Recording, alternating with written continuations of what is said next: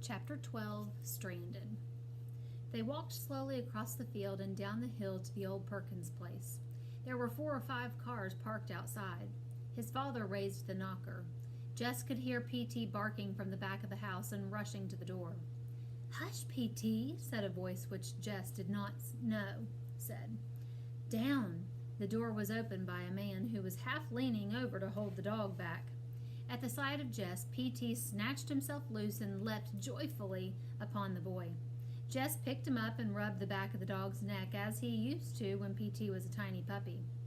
"I see he knows you," the strange man said with a funny half-smile on his face.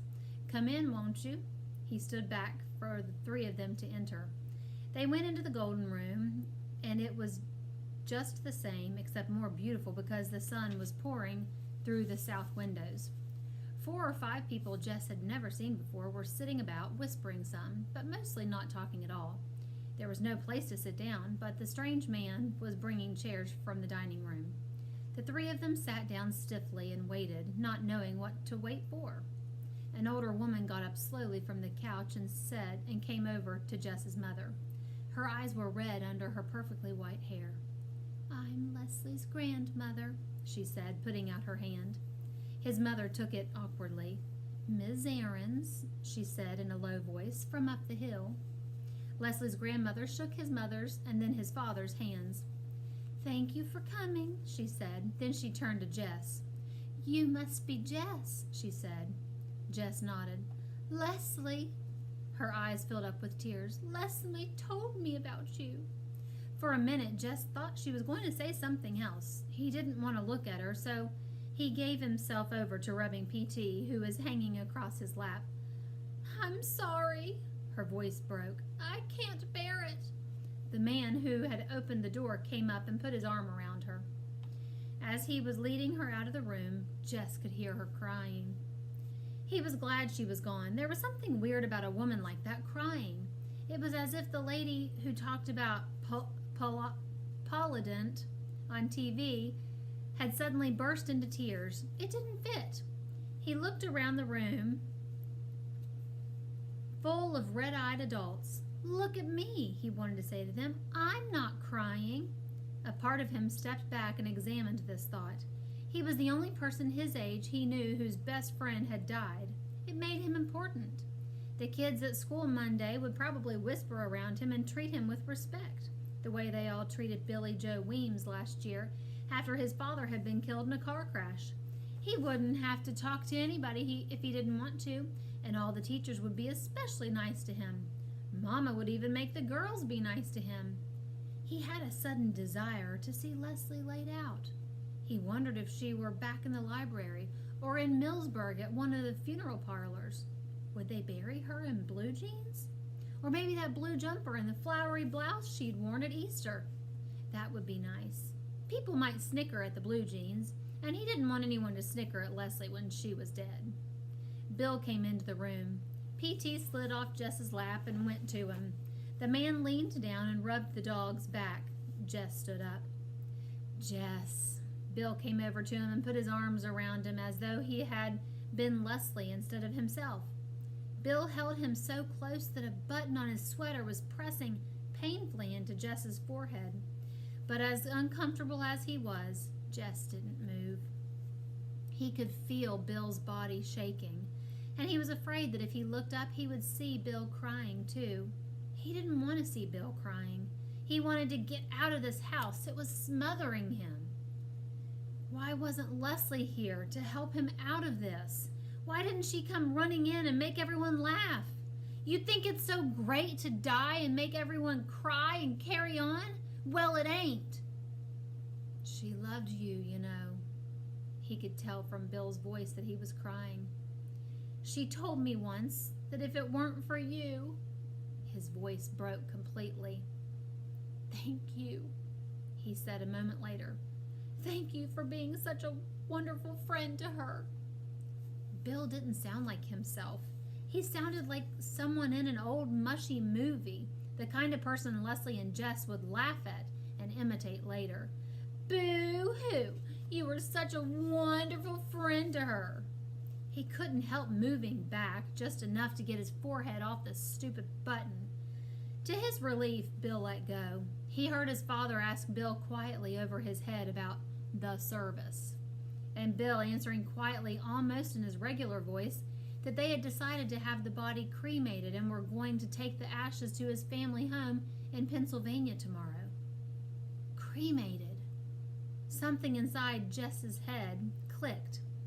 That meant Leslie was gone, turned to ashes. He would never see her again, not even dead. Never. How could they dare? Leslie belonged to him more than to anyone else in the world. No one had even asked him. No one had even told him. And now he was never going to see her again. And all they could do was cry. Not for Leslie. They weren't crying for Leslie. They were crying for themselves, just themselves. If they'd cared at all for Leslie, they would have never brought her to this rotten place. He had to hold tightly to his hands for fear he might sock Bill in the face. Jess, was the only one who really cared for Leslie. But Leslie had failed him. She went and died just when he needed her the most. She went and left him. She went swinging on that rope just to show him that she was no coward. So there, Jess Aarons. She was probably somewhere right now laughing at him, making fun of him like he was Mrs. Myers. She had tricked him. She had made him leave his old self behind and come into her world. And then before he was really at home in it, but before it was too late to go back, she had left him stranded there like an astronaut, wandering about on the moon, alone. He was never sure later just when he left the old Perkins place, but he remembered running up the hill toward his own house with angry tears streaming down his face. He banged through the door. Maybelle was standing there, her brown eyes wide. "Did you see her?" she asked excitedly. "Did you see her laid out?" He hit her in the face as hard as he had ever hit anything in his life. She stumbled backward from him with a little yelp. He went into the bedroom and felt under the mattress until he retrieved all his paper and paints that Leslie had given him at Christmas time. Ellie was standing in the bedroom door fussing at him. He pushed past her.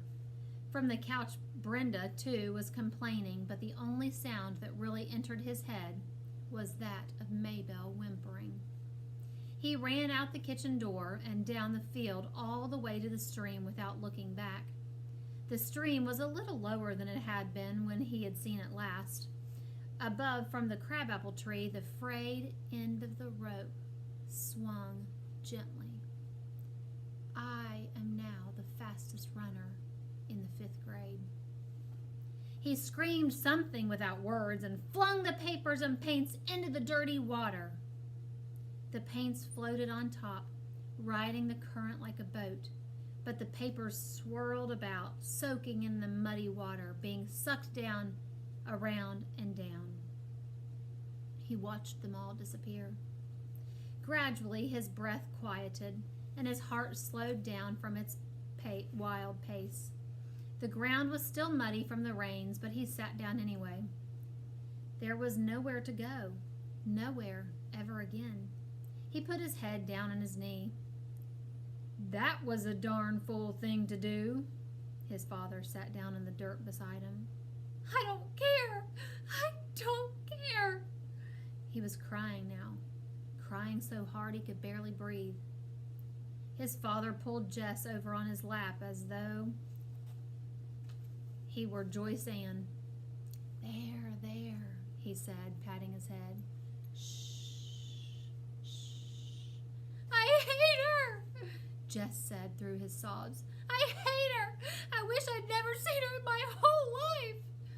His father stroked his hair without speaking. Jess grew quiet. They both watched the water. Finally, his father said, "Hades, isn't it?" It was the kind of thing Jess could hear his father saying to another man. He found it strangely comforting, and it made him bold. "Do you believe people go to Hades? Really go to Hades, I mean?" "You ain't worried about Leslie Burke?" It did seem peculiar, but still. Well, Maybelle said. Maybelle? Maybelle ain't God. Yeah, but how do you know what God does? Lord, boy, don't be a fool. God ain't gonna send any little girls to Hades. He had never in his life thought about Leslie Burke as a little girl. But still, God was sure to. She wouldn't have been 11 until November. They got up and began to walk up the hill. I didn't mean that about hating her, he said. I don't know what made me say that. His father nodded to show that he understood. Everyone, even Brenda, was gentle to him. Everyone except Maybelle, who hung back as though afraid to have anything to do with them. He wanted to tell her he was sorry, but he couldn't. He was too tired. He couldn't just say the words. He had to make it up to her, and he was too tired to figure out how. That afternoon, Bill came up to the house. They were about to leave for Pennsylvania, and he wondered if Jess would take care of the dog until they got back. Sure. He was glad Bill wanted him to help. He was afraid he had hurt Bill by running away this morning. He wanted, too, to know that Bill didn't blame him for anything, but it was not a kind of question he could put into words. He held PT and waved at the dusty little Italian car as it turned into the main road. He thought he saw them wave back, but it was too far away to be sure. His mother had never allowed him to have a dog, but she made no objection to PT being in the house. PT jumped up on his bed, and he slept all night with PT's body curled up against his chest.